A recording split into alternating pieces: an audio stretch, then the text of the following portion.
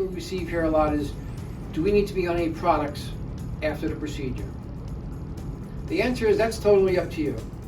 Transplants that we move from the donor area to the recipient area, they will live and grow forever and never fall out.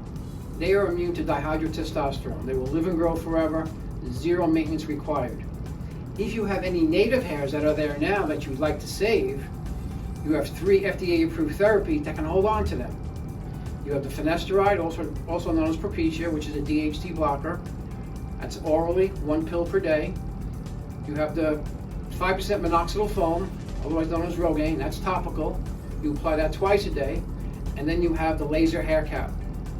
Those 3 products, all approved by the FDA, will help hold on to your original or native hair, as we call it. And again, hair transplants need zero maintenance.